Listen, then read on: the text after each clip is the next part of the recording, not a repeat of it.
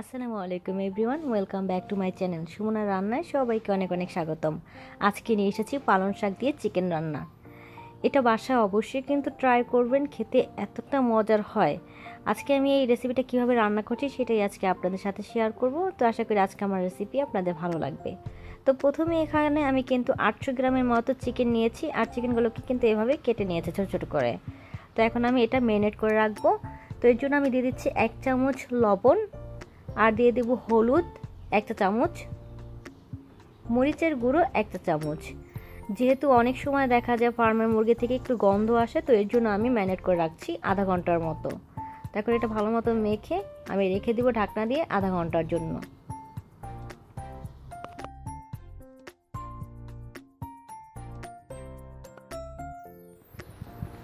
এখানে আমি কড়াইয়ে সামান্য একটু তেলের মধ্যে দিয়েছি 1 মুঠো পেঁয়াজটা একটু বড় বড় করে কেটেছি, আর রসুন দিয়েছি, আস্ত রসুন দিয়েছি, আর দিয়েছি আদা। এখানে আস্ত রসুন প্রায় 1 টেবিল চামচের মতো আছে, আর আস্ত আদাও আছে 1 টেবিল চামচের মতো। আর দিয়েছি বড় সাইজের একটা টমেটো, অবশ্যই টমেটোটা একটু লাল দেখে নিতে হবে। আর দিয়েছি 3টা কাঁচামরিচ কুচি। ঝালটা আপনাদের পছন্দ মতো, ঝালটা যদি বেশি খান তাহলে একটু বেশি দিবেন, আর যদি কম খান তাহলে কম দিতে পারেন অথবা স্কিপ করতে পারেন। তো আমি এটা 5-6 মিনিটের মতো ভেজে নিয়েছি, ঠান্ডা হলে এটা ব্লেন্ড করে নিব। আর এদিকে আমি সেম প্যানের মধ্যে আরও কিছুটা তেল দিয়ে এর মধ্যে চিকেনগুলো একটু ভেজে নিব। এতে করে কিন্তু চিকেনের যে একটা গন্ধ থাকে, ব্রয়লার মুরগিতে বিশেষ করে গন্ধ থাকে, তো সেই গন্ধটা কিন্তু একেবারে চলে যাবে। তো দেখতে পাচ্ছেন আমার এটা কিন্তু প্রায় ভাজা হয়ে গেছে। আর অবশ্যই এটা কিন্তু হাই হিটে ভেজে নিতে হবে। আপনি যদি অল্প আছে এটা ভেজে নেন তাহলে দেখতে পাবেন যে কিছুক্ষণ পরে কিন্তু পানি ছেড়ে দিবে, তখন এটা ভালো মতো ভাজা ভাজা হবে না। তো এর জন্য অবশ্যই চেষ্টা করবেন যে হাই হিটে এটা ভেজে নিতে। তো আমার এটা ভাজা কিন্তু হয়ে গিয়েছে। তো এখন আমি এটা নামিয়ে নিয়েছি। আর সেম প্যানের মধ্যে আরও কিছুটা তেল দিয়ে এর মধ্যে দিয়ে দিচ্ছি একটা দারচিনি, আস্ত বড় তেজপাতা একটা আমি চিড়ে দিয়েছি, আর 4টা এলাচ আমি থেতো করে দিয়েছি। এখন আমি দিয়ে দিচ্ছি 1 মুঠোর মতো পেঁয়াজ কুচি। পেঁয়াজটা এখন ব্রাউন করে আমি ভেজে নিব। আর আমি এখানে কিন্তু 2 রকমের তেল ব্যবহার করেছি। একটা হচ্ছে সরিষার তেলটা একটু বেশি দিয়েছি, আর সয়াবিন তেলটা একটু কম দিয়েছি। আমার পেঁয়াজটা কিন্তু ব্রাউন কালার করে ভাজা হয়ে গিয়েছে। এখন আমি যে মশলাটা আগে একটু সটে করে রেখেছিলাম সেটা ব্লেন্ড করে নিয়েছি, আর এটা আমি এখন দিয়ে দিলাম। দিয়ে এখন এটা ভালো মতো কষিয়ে নেব। আর সামান্য একটু পানি কিন্তু ধুয়ে দিয়েছি, ব্লেন্ডারটা একটু ধুয়ে। এখন এটা ভালো মতো কষিয়ে নেব। আর এর মধ্যে আমি দিয়ে দিচ্ছি 1 চামচ মরিচের গুঁড়ো, আধা চামচ হলুদের গুঁড়ো। যেহেতু আগেই মশলার মধ্যে কিন্তু এইসব আছে, তো আমি অল্প করে দিয়ে দিচ্ছি আধা চা চামচ ধনিয়া গুঁড়ো, জিরা গুঁড়ো দিয়ে দিচ্ছি আধা চা চামচ, গরম মশলা গুঁড়ো দিচ্ছি আধা চা চামচ। এখন এগুলো ভালো মতো কিন্তু নেড়ে চেড়ে মিশিয়ে কষিয়ে নেব। আর তরকারিটা যত ভালো কষাতে পারবেন ততই কিন্তু তরকারিটার স্বাদ বাড়বে। তো দেখুন আমি প্রায় 10 মিনিটের মতো ভালো মতো এটা কষিয়ে নিয়েছি। পানিটা কিন্তু একদম শুকিয়ে গিয়েছে, আর তেলটা উপরে চলে এসেছে। আরও একটু ভাজা ভাজা করব, এতে করে ঘ্রাণটা আরও সুন্দর আসবে।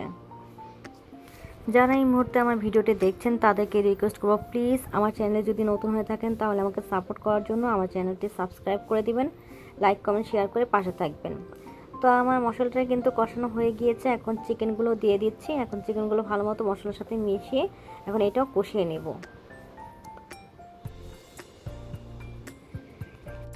এরপর এতে দিয়ে দিচ্ছি 1 চা চামচ লবণ।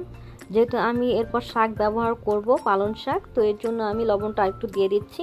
দিয়ে এখন ভালো মতো এটা কষিয়ে নেব।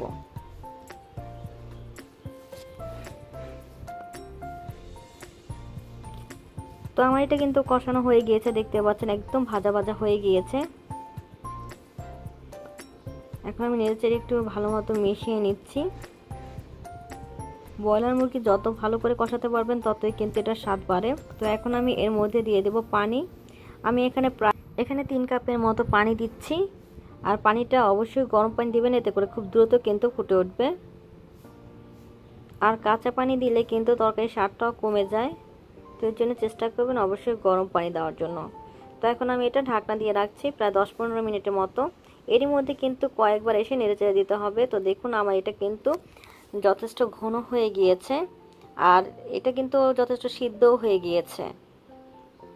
ভালো মতো নেড়ে চেড়ে নেওয়ার পর আমি এর মধ্যে দিয়ে দিব পালং শাক। আমি আগে থেকে এই শাকগুলো সুন্দর করে ধুয়ে এরকম করে কেটে নিয়েছি, আর এখন এই শাকগুলো দিয়ে দিচ্ছি। আর আপনারা চাইলে কিন্তু শাকগুলো বাড়িয়ে অথবা কমিয়েও দিতে পারেন, যে যেমন পছন্দ করেন। তবে আমি অবশ্যই বলবো আপনারা বাসা অবশ্যই পালং শাক দিয়ে চিকেনটা রান্না করে দেখবেন, খেতে কিন্তু দারুণ লাগে।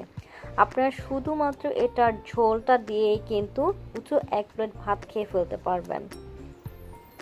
তো আমার কিন্তু পুরো শাকটা দিতে পারিনি, কিছুটা দিয়েছি, তারপর পরবর্তীতে আমি সবগুলো শাক দিয়ে দিলাম। এখন এটা ভালো মতো নেড়েচে নিব। আর এখানে কিন্তু এক্সট্রা কোনো পানি দেওয়ার প্রয়োজন নেই, শাকে থেকে অলরেডি পানি ছেড়ে দিবে। আর এটা বেশিক্ষণ রান্না করতে হবে না, 10-15 মিনিটের মতো চুলায় রাখলে কিন্তু এটা সুন্দর ভালো মতো এটা রান্না হয়ে যাবে। আর শাকের কিন্তু কোনো কাঁচা গন্ধও থাকবে না। তো আমি একটা ঢাকনা দিয়ে রাখবো। এরই মধ্যে কয়েকবার এসে কিন্তু নেড়েচেড়ে দিতে হবে। তো দেখুন আমার এটা কিন্তু অলমোস্ট এটা হয়ে গিয়েছে, দেখতে পাচ্ছেন। আর আমার এক্সট্রা কোনো পানি দিতে হয়নি, পানি কিন্তু অলরেডি এটা ছেড়েছে। নামানোর আগে আমি এর মধ্যে দিয়ে দিচ্ছি 3টা কাঁচামরিচ, মাঝখান থেকে একটু ফেলে নিয়েছি ঝালের জন্য, আর দিয়ে দিচ্ছি ধনিয়া পাতা কুচি। আর সব শেষে দিতে হবে এখানে জিরা গুঁড়ো। আমি আধা চা চামচের মতো জিরা গুঁড়ো দিয়ে দিব।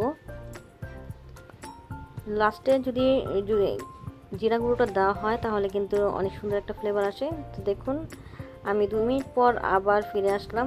আমার এটা কিন্তু রান্না হয়ে গিয়েছে, এখন চুলাটা বন্ধ করে দেব।